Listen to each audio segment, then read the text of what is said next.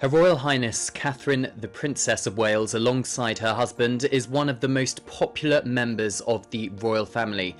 On duty, she is stoic, she is regal, and has dedicated her life's work to the early years, mental health, and tackling addiction. Off duty, she is a loving wife, mother, sister, and daughter. But her priority over the last year, understandably, has been her children. The Princess has been a pioneer in her own photography, in royal photography. She studied before she became a member of the royal family at the British Institute in Florence, and she studied for a degree in history of art at St Andrews University, which is where she met William, but it did indicate that she had very much an artistic streak in her. But I think from early on into the marriage between her and Prince William, we could see a sense that she really wanted to be a pioneer in royal photography and the kind of images she was prepared to release to the general public. For example, we have seen images released from her family private life when she was just a baby. A photograph of her and her father, Michael Middleton, was released just last year to coincide with the launch of her Shaping Us campaign, tackling the stigma for the early years. It was a photograph taken in her Berkshire home of a baby Princess Catherine and Michael Middleton, her father, taken by her mother. When it comes to the photographs of the princess's children, she has chosen quite uniquely to release them on her own terms and usually taken by herself or a family member rather than getting an official royal photographer in. This does give us a sense that the children are really relaxed because the person behind the lens is somebody that they know. So for example, the first photograph taken of Prince George, first official photograph taken of Prince George and the Prince and Princess of Wales, then of course the Duke and Duchess of Cambridge in the summer of 2013, was taken in Berkshire, the Middleton family home, by Princess Catherine's father, Michael Middleton, and since then we have seen a trend of every birthday of one of the royal children, it's usually the Princess of Wales herself who has taken a photograph released to the public. That not only reduces the need or the demand for paparazzi photograph of her children, it does allow her to control the images that the public receive of her children. It also means it's far less intrusive for those royal children. If you remember back to the days of Princess Diana with the two boys, Prince William and Prince Harry, there were so many paparazzi photographs of the two of them, and that is something both the Prince and Princess of Wales have been keen to avoid. Those photographs are also far less traditional. For example, a majority are taken in the family home, in the garden, whereas you look back to the 1950s or even the 1980s when the now King, then Prince Charles, was growing up, and the now Prince of Wales, then just Prince William, baby Prince William, was growing up. They were far more formal, usually taken in a palace or in a formal photography studio, whereas the Princess of Wales in a garden, more relatable perhaps to the general public, and again far more relaxed. But releasing her own family photographs has not been without controversy, particularly this year. 2024 has been an incredibly challenging year for the Princess of Wales. And when she went into hospital for abdominal surgery, major abdominal surgery in January 2024, we did not see her and we did not hear any update on the condition of the princess for a number of months. That silence by Kensington Palace created a void, and that void unfortunately was filled with a lot of unwarranted speculation. That speculation also led to a lot of misinformation, particularly on social media. So fast forwards to March 2024, where the Princess of Wales by then was secretly battling a cancer diagnosis and starting to undergo preventative chemotherapy. She decided to release a Mother's Day photograph of herself and her three children, Prince George, Princess Charlotte and Prince Louis. On the surface, that photograph appeared very lovely. It was taken by Prince William in the grounds of their home, Adelaide Cottage in Windsor. But royal watchers online noticed that the princess was not wearing her engagement ring, which once belonged to Princess Diana, and that enticed them to zoom in on the image, and it was there that things started to go wrong for the Princess of Wales and indeed Kensington Palace. There were a number of digital alterations in the photograph to the point where photograph agencies across the world, very prestigious photograph agencies including the Press Association in the United Kingdom, the Associated Press and Reuters, all decided to pull that image from their agencies. The reason being, they claim it was manipulated. And then the speculation on social media just exploded, and the narrative really got away for a time from Kensington Palace. So the following day, the princess released a tweet, a personal tweet, where she said, "Like many amateur photographers, I occasionally experiment with photograph editing," and she apologised for any confusion caused and wished everybody a happy Mother's Day. On the one hand, many of the royal fans were saying the princess does not need to apologise for anything. She has undergone major abdominal surgery. She is still recovering. At that point, clearly we did not know as the general public that she was also undergoing cancer treatment. There is no need for her to release images just to fill the void of this unwarranted misinformation. But on the other, she is the future queen, and there was genuinely a concern for the princess's welfare. And it was just a couple of weeks later that the princess bravely shared her cancer diagnosis with the world. I wanted to take this opportunity to say thank you personally for all the wonderful messages of support and for your understanding whilst I've been recovering from surgery. It has been an incredibly tough couple of months for our entire family, but I've had a fantastic medical team who have taken great care of me, for which I'm so grateful. In January, I underwent major abdominal surgery in London, and at the time, it was thought that my condition was non-cancerous. The surgery was successful. However, tests after the operation found cancer had been present. My medical team therefore advised that I should undergo a course of preventative chemotherapy, and I'm now in the early stages of that treatment. The video, shot by BBC Studios, was taken in the grounds of Windsor Castle, where she very openly discussed her cancer diagnosis.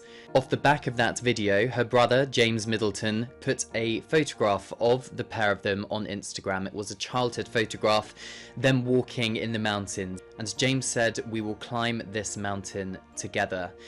And I think we got a sense from that photograph of the intimate family relationships that the Princess of Wales still shares with her blood family, the Middleton family. And that is a family that has supported her right through her early years, through school, adolescence, and then finally to St Andrews University, where the princess's life really changed when she met her future husband, Prince William.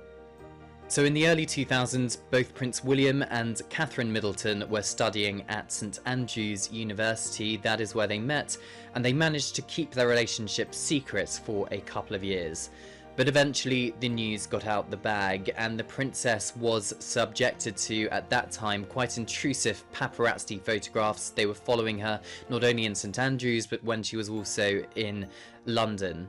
And the rest, as they say, is history. And there was a photograph taken of the pair of them on graduation day in June 2003 in each other's arms, having completed their courses at St Andrews University. Prince William with geography, the Princess of Wales with history of art. And that photograph was released a number of years later in 2010 when Kensington Palace announced their engagement. And alongside that very candid image taken on their graduation day in 2003 was a far more formal photograph taken by the prestigious photographer Mario Testino in Kensington Palace, again in each other's arms, to announce their engagement. And their wedding photographs, again, far more formal. They are, of course, the future king and queen. This all happens in April 2011.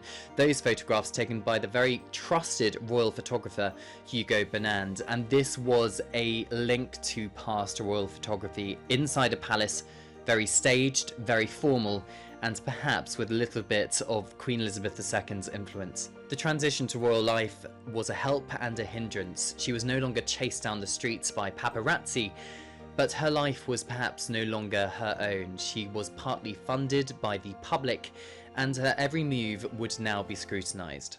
Her public duties were well documented, every engagement had at least one photographer present, and she carried out a number of royal tours with Prince William, the first to Canada, a Commonwealth realm, in 2012. She also has visited with the Prince Pakistan, Australia, as well as Sweden and Norway.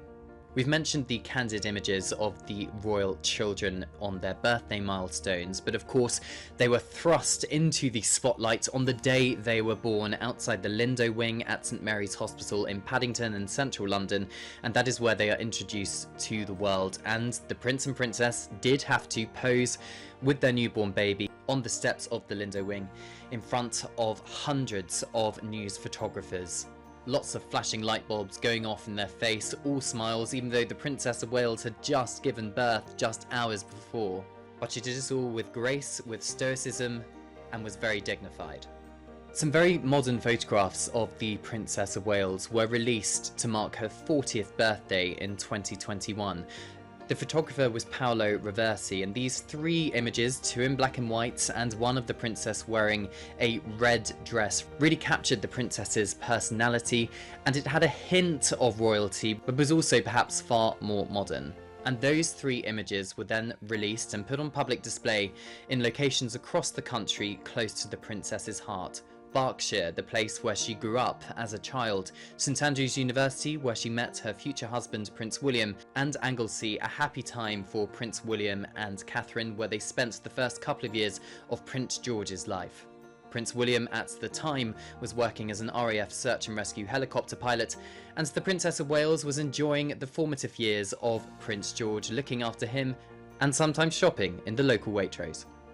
A couple of months on from the princess's public cancer diagnosis, a new photograph was released by Kensington Palace, showing the princess leaning against a tree, surrounded by nature. The photographer was one very trusted by the Prince and Princess of Wales, and that was Matt Porteous. And the photograph showed how the princess really had found sanctuary in nature during her chemotherapy treatment, and to come to terms with her diagnosis. And the photograph was released to coincide with an announcement that the princess would start to undertake some limited public duties, including trooping the colour, something she has to carry out as a working member of the royal family, and Wimbledon, very close to her heart. She's very sporty, and she is president of the Wimbledon Tennis Club.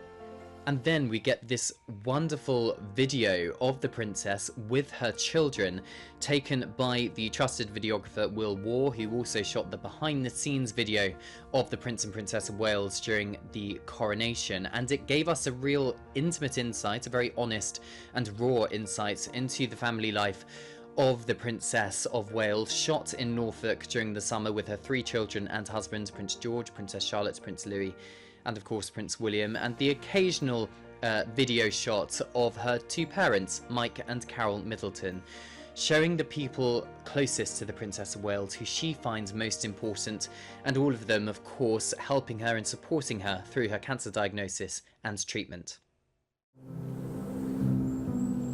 You lead the way. As the summer comes to an end, I cannot tell you what a relief it is to have finally completed my chemotherapy treatment. The last 9 months have been incredibly tough for us as a family. Life as you know it can change in an instant, and we've had to find a way to navigate the stormy waters and road unknown. The cancer journey is complex, scary, and unpredictable for everyone, especially those closest to you. The Princess of Wales's life through the lens has been well documented, from those very early private family moments in Berkshire all the way through to official royal portraits inside palaces. She is a keen amateur photographer, comfortable in front and behind the lens. But we're getting a sense that she wants to move away from those stuffy royal portraits, take back control, and release photographs that she feels comfortable with. Instead of using official photographers for her children's birthdays, she takes the images. We get a far more intimate and relaxed insight into their private world, and reduces the need or the demand for paparazzi photographs. Going forward, I think we'll see the Princess of Wales use social media as a tool to directly talk to the British public and indeed the world. But as future Queen, she will still be expected to occasionally pose for an official royal portrait. Thank you for watching GBN Royal. Don't forget to subscribe to be the first to hear about the latest royal news.